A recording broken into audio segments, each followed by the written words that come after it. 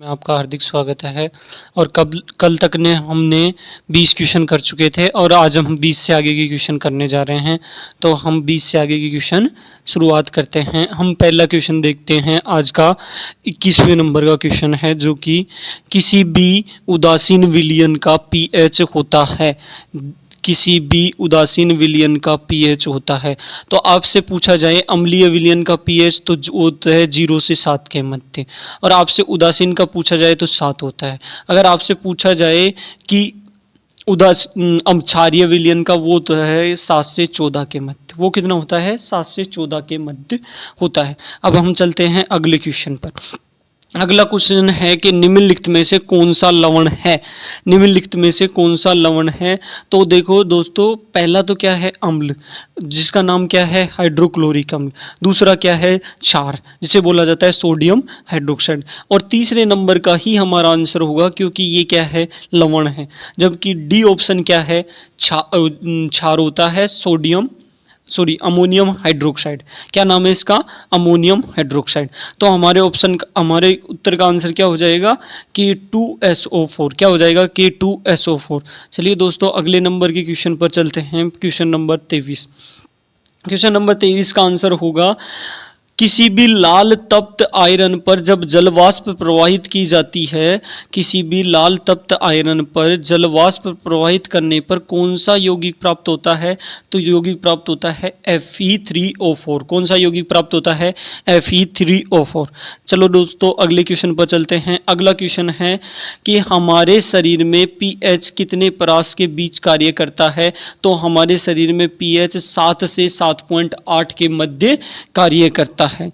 अगले क्वेश्चन देखिए। अगला क्वेश्चन है कि बेकिंग पाउडर का अणुसूत्र होता है। अगला क्वेश्चन क्या है कि बेकिंग पाउडर का अणुसूत्र होता है। बेकिंग पाउडर का ही दूसरा नाम क्या होता है? Baking soda. क्या बोलता है? Baking soda. क्या बोला जाता है इसे? Baking soda. बेकिंग पाउडर का ही दूसरा नाम होता है बेकिंग सोडा। अब बेकिंग सोडा का सूत्र होता है NaHCO3। और आपसे पूछा जाए दूसरा क्वेश्चन, अगला क्वेश्चन है क्वेश्चन नंबर 26। और क्वेश्चन नंबर 26 का जो आंसर होगा वो होगा, देखो, चूना पत्थर, इसका भी सूत्र क्या होता है? CaCO3। क्या होता है इसका भी सूत्र? CaCO3। खड़िया, इसका भी सूत्र CaCO3। संगमरमर, इसका भी सूत्र CaCO3। चूना पत्थर का भी CaCO3। तो ये तो क्या हो गए? समजातीय यौगिक। क्या हो गए? समजातीय यौगिक। जबकि प्लास्टर ऑफ पेरिस क्या हो गया? विजातीय यौगिक। देखिए दोस्तों, प्लास्टर ऑफ पेरिस का सूत्र क्या होता है? प्लास्टर ऑफ पेरिस का सूत्र होता है CaSO4। क्या होता है? CaSO4 dot half H2O। क्या होता है? CaSO4 dot half H2O। तो ये हमारे क्वेश्चन का आंसर तो क्या हो जाएगा? डी। और साथ ही साथ हमको क्या रखना है? प्लास्टर ऑफ पेरिस का सूत्र। चलिए दोस्तों, अगले नंबर के क्वेश्चन पर चलते हैं। अगला क्वेश्चन है क्वेश्चन नंबर 27। क्वेश्चन नंबर 27 को पढ़ते हैं, देखते हैं क्या है क्वेश्चन। अब देखिए दोस्तों, क्वेश्चन है, निम्नलिखित में से सेहत का कौन सा मान क्षारक विलयन का मान देता है? तो देखो, सेहत नहीं होके यहाँ पे क्या आएगा? पीएच मान। क्या आएगा? पीएच मान। क्वेश्चन में थोड़ी सी मिस्टेक है। क्वेश्चन में मिस्टेक है, निम्नलिखित में से कौन सा पीएच मान क्षारक विलयन का मान देता है? तो इससे अगले जस्ट पहले वाले क्वेश्चन में भी देखा था कि क्षारक विलयन का पीएच कितना होता है? 7 से 14 के मध्य। कितना होता है? 7 से 14 के मध्य। अगर हम 7 से 14 की तरफ जाते हैं तो क्या क्षारीयता बढ़ती है? क्या बढ़ती है? क्षारीयता बढ़ती है। ये भी याद रखना है। तो आपसे पूछा जाए सर्वाधिक क्षारीय कौन होगा? 14। ठीक है, तो अब हमारे क्वेश्चन का आंसर हो जाएगा ऑप्शन नंबर डी। अगले क्वेश्चन पर चलते हैं। अगला क्वेश्चन है, निम्नलिखित अम्लों में से कौन सा प्रबल अम्ल है? देखो, लैक्टिक अम्ल होता है ना, लैक्टिक अम्ल होता है, वो भी दुर्बल अम्ल होता है। एस्कॉर्बिक अम्ल भी दुर्बल अम्ल हो जाता है। और फॉर्मिक अम्ल भी दुर्बल अम्ल होता है। जबकि सल्फ्यूरिक अम्ल क्या होता है? प्रबल अम्ल होता है। सल्फ्यूरिक अम्ल क्या होता है? प्रबल अम्ल होता है। देखिए दोस्तों, प्रबल अम्ल और दुर्बल अम्ल को कैसे पहचानते हैं? जो जलीय विलयन में OH- सॉरी प्रबल अम्ल तो क्या होते हैं, जो जलीय विलयन में H प्लस आयन ज्यादा मात्रा में त्यागे वो क्या होंगे, प्रबल अम्ल। और जो H प्लस आयन कम मात्रा में त्यागे वो क्या होंगे, दुर्बल अम्ल। तो दुर्बल अम्ल कितने हो गए, 1 2 और ये 3, और प्रबल अम्ल कौन सा हो गया, सल्फ्यूरिक अम्ल। तो हमारे क्वेश्चन का आंसर क्या हो जाएगा, सल्फ्यूरिक अम्ल। क्या हो जाएगा, सल्फ्यूरिक अम्ल। तो अगले क्वेश्चन पर चलते हैं। अगला क्वेश्चन है क्वेश्चन नंबर 29। और 29 क्वेश्चन को पढ़ते हैं। निम्नलिखित में से कौन सा क्षार नहीं है, निम्नलिखित में से कौन सा क्षार नहीं है। अब देखो KOH ये भी क्षार होता है, और जिसमें OH दिखता है वो भी क्षार होता है, और ZNO ये भी क्षार होता है। OH नहीं होते हुए भी क्षार होता है, क्योंकि इसमें आर्हेनियस का सिद्धांत कार्य करता है।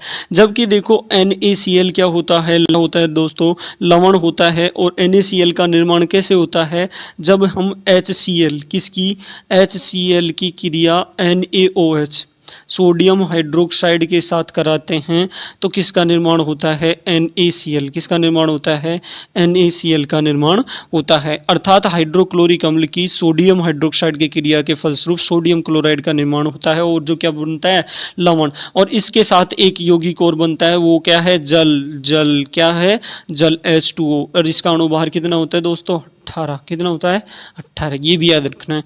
अब चलते हैं अगले क्वेश्चन पर, क्वेश्चन नंबर 30।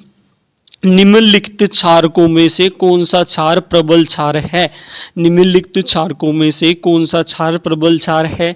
तो जो जलीय विलयन में OH माइनस ज्यादा मात्रा में त्याग करेगा वो तो क्या होता है, प्रबल क्षार होता है। और जो कम मात्रा में OH आयन त्यागेगा वो क्या होगा, दुर्बल क्षार होगा। तो हमारा ऑप्शन होगा बी। और सारे क्या होते हैं, दुर्बल क्षार होते हैं, कम मात्रा में क्या देते हैं, H प्लस क्या देते हैं, सॉरी OH आयन कम मात्रा में देते हैं, इसलिए ये क्या है, दुर्बल क्षार। चलिए दोस्तों अगले नंबर के क्वेश्चन पर चलते हैं। अगला नंबर का क्वेश्चन है, कुछ ऐसे पदार्थ होते हैं जिन्हें गंध अम्लीय और क्षारीय माध्यमों में बदल जाती है, उन्हें कहते हैं। देखिए दोस्तों, इससे पहले आया था गंधीय सूचन की पहचान करो। तो गंधीय सूचक, देखो गंधीय सूचक की परिभाषा निकल के आई है। गंधीय सूचक की परिभाषा क्या होती है कि वे पदार्थ जो अम्लीय और क्षारीय माध्यम को किसके द्वारा दर्शाए, गंध के द्वारा दर्शाए, उन्हें क्या बोला जाता है, गंधीय सूचक। क्या कहा जाता है, गंधीय सूचक। अर्थात जिसमें अम्ल और क्षार की उपस्थिति के बारे में, जिसमें हमें अम्ल और क्षार की उपस्थिति के बारे में गंध के द्वारा अनुभव होता है, उसे क्या बोला जाता है, गंधीय सूचक। चलिए दोस्तों अगले नंबर के क्वेश्चन पर चलते हैं। अगला नंबर का क्वेश्चन है, सभी धातु कार्बोनेट एवं हाइड्रोजन कार्बोनेट अम्लों के साथ अभिक्रिया करके बनाते हैं। सभी धातु कार्बोनेट एवं हाइड्रोजन कार्बोनेट अम्लों के साथ अभिक्रिया करके बनाते हैं। देखिए दोस्तों, इसमें लवण का निर्माण भी होता है, कार्बन डाइऑक्साइड का निर्माण भी होता है, और जल का निर्माण भी होता है। तो हमारा ऑप्शन क्या हो जाएगा, इनमें से सभी। तो अगले नंबर के क्वेश्चन पर चलते हैं। Question number 33। सभी अम्लों में पाया जाता है, देखो सभी अम्लों में क्या पाया जाता है, हाइड्रोजन पाया जाता है। अर्थात हाइड्रोजन अम्ल क्या होते हैं, जो जलीय विलयन में H प्लस आयन का त्याग करे वही तो अम्ल होते हैं। तो हमारा आंसर क्या हो जाएगा, बी। अगले नंबर के क्वेश्चन पर चलते हैं। Question number 34। अब 34 क्वेश्चन में देखो हाइड्रोजन युक्त, इसमें क्या दे रखा है हमें, हाइड्रोजन युक्त यौगिक होते हैं। अब जो 33 नंबर का क्वेश्चन था ना, वो क्या था, उसका जस्ट उल्टा है ये 34। हाइड्रोजन युक्त यौगिक क्या होते हैं, अम्लीय होते हैं। अर्थात अम्लों में क्या पाया जाता है, हाइड्रोजन पाया जाता है। अब फिर अगले क्वेश्चन पर चलते हैं। जल में घुलनशील क्षारकों के बारे में क्या कथन सही है। तो क्षार क्या होते हैं, इन्हें क्या कहते हैं, जल में घुलनशील क्षारकों को क्या कहा जाता है, क्षार। तो ये भी बात सही है। क्षार क्या होते हैं, स्वाद में कड़वे, ये भी बात सही है। इनकी प्रकृति संचारक होती है, ये भी बात सही है। तो हमारा ऑप्शन क्या हो जाएगा, डी ऑप्शन सही है। अगले क्वेश्चन पर चलते हैं। Question number 36। क्वेश्चन नंबर 36 और क्वेश्चन नंबर 36 में देखते हैं कि पीएच में पी का सूचक है, पी का सूचक है। अर्थात पी को किससे दर्शाते हैं, पी को दर्शाते हैं पुषांश या पोटेंजन से। अब देखो दोस्तों आपसे एक चीज पूछ सका है, पीएच स्केल की खोज किसने की? तो पीएच स्केल की खोज की थी दोस्तों सोरेनसन ने। किसने की? सोरेनसन ने की। और किसने की? सोरेनसन ने। और कब की? 1909 में। कब की? 1909 में। तो आपके साथ इस क्वेश्चन को भी याद रख लेना है, पीएच स्केल की खोज किसने की? सोरेनसन ने। कब की? 1909 में की। देखिए दोस्तों अगले क्वेश्चन पर चलते हैं, क्वेश्चन नंबर 37। क्वेश्चन नंबर 37 को पढ़ते हैं। एसिटिक अम्ल का प्राकृतिक स्रोत निम्नलिखित में से कौन सा है? तो सिरका। एसिटिक अम्ल, सिरका के जो 2 से 3% विलियन को क्या कहते हैं? तनु विलियन को क्या बोला जाता है? एसिटिक अम्ल के 2 से 3% तनु विलियन को क्या बोला जाता है? सिरका। तो सिरके में क्या पाया जाता है? एसिटिक अम्ल। अगले क्वेश्चन पर चलते हैं, क्वेश्चन नंबर 38। क्वेश्चन नंबर 38 और क्वेश्चन नंबर 38 है, सिट्रिक अम्ल का प्राकृतिक स्रोत होता है। सिट्रिक अम्ल का प्राकृतिक स्रोत होता है संतरा और नींबू। क्या होता है? संतरा और नींबू। देखो इमली में तो पाया जाता है कौन सा? टार्ट्रिक अम्ल। कौन सा पाया जाता है? टार्ट्रिक अम्ल। और टमाटर में कौन सा पाया जाता है? टमाटर में पाया जाता है दोस्तों ऑक्जेलिक अम्ल। और देखो टमाटर में ऑक्जेलिक अम्ल और दही में लैक्टिक अम्ल पाया जाता है। ठीक है, इसको भी याद रख लेना है आपको साथ में। और अगले नंबर क्वेश्चन है, टार्ट्रिक अम्ल। टार्ट्रिक अम्ल इनमें से किस में पाया जाता है? अभी टार्ट्रिक अम्ल पढ़ा इमली में, किस में पाया जाता है? अभी बताया था मैंने, टार्ट्रिक अम्ल किस में पाया जाता है? इमली में। तो आपका क्या आंसर हो जाएगा? इमली। और अगले क्वेश्चन की बात करें, लैक्टिक अम्ल। अभी जस्ट इससे पहले बताया लैक्टिक अम्ल किस में पाया जाता है? दही में। फिर अगले क्वेश्चन की बात करें, चींटी के डंक में अर्थात नेटल के डंक में कौन सा अम्ल पाया जाता है? तो ये पाया जाता है मेथेनोइक अम्ल। कौन सा पाया जाता है? मेथेनोइक अम्ल। अगले क्वेश्चन की बात करें, अगला क्वेश्चन है question number 42। Question number 42। Question number 42 है, दांतों का क्षय कब प्रारंभ हो जाता है? जब मुंह का पीएच मान 5.5 से कम होने पर क्या हो जाता है? दांतों का क्षय प्रारंभ हो जाता है। अगले क्वेश्चन पर चलते हैं। अगला क्वेश्चन है, हमारे पेट के उदर से कौन सा अम्ल उत्पन्न होता है? हमारे पेट के उदर से HCl अम्ल उत्पन्न होता है, जिसकी का दूसरा नाम क्या होता है? हाइड्रोक्लोरिक अम्ल। अगले क्वेश्चन की बात करें, अगला क्वेश्चन है क्वेश्चन नंबर 44 और इसका देख क्वेश्चन को पढ़ते हैं। हाइड्रोक्लोरिक अम्ल और सोडियम हाइड्रोक्साइड के विलयन की अभिक्रिया से उत्पन्न लवण को क्या कहते हैं? अभी मैंने जस्ट थोड़ी देर पहले आपको अभिक्रिया पढ़ाई थी। उस अभिक्रिया में क्या होता है? देखो दोस्तों, HCl, कौन? HCl और NaOH, ये बताए थे ना। अब देखो NaOH और क्या कर रहा है? HCl अभिक्रिया कर रहा है, जिसके परिणाम स्वरूप क्या बनता है? NaCl। क्या बनता है? NaCl और इसके साथ बनता है जल। और इसे बोला जाता है, इसी अभिक्रिया को क्या बोला जाता है? उदासीनीकरण अभिक्रिया। क्या बोला जाता है? उदासीनीकरण अभिक्रिया। उदासीनीकरण अभिक्रिया, इसे क्या बोला जाता है? उदासीनीकरण अभिक्रिया। तो हमारा इसका आंसर क्या हो जाएगा? Sodium chloride. देखिए दोस्तों अगले क्वेश्चन पर चलते हैं। अगला क्वेश्चन है 45।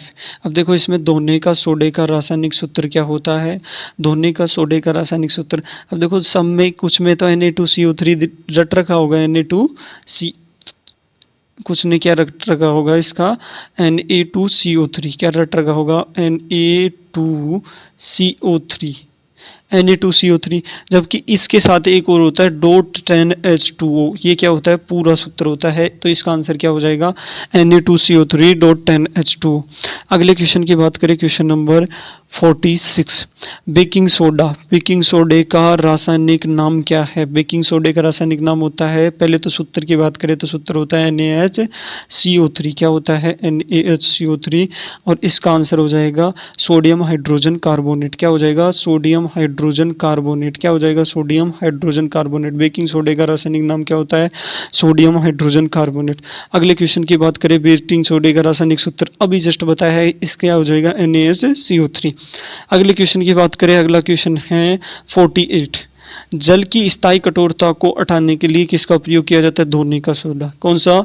धोने का सोडा। इसका सूत्र होता है Na2 क्या होता है Na2CO3 डॉट 10H2। थोड़ी देर पहले ही पढ़ा है Na2CO3 डॉट 10H2।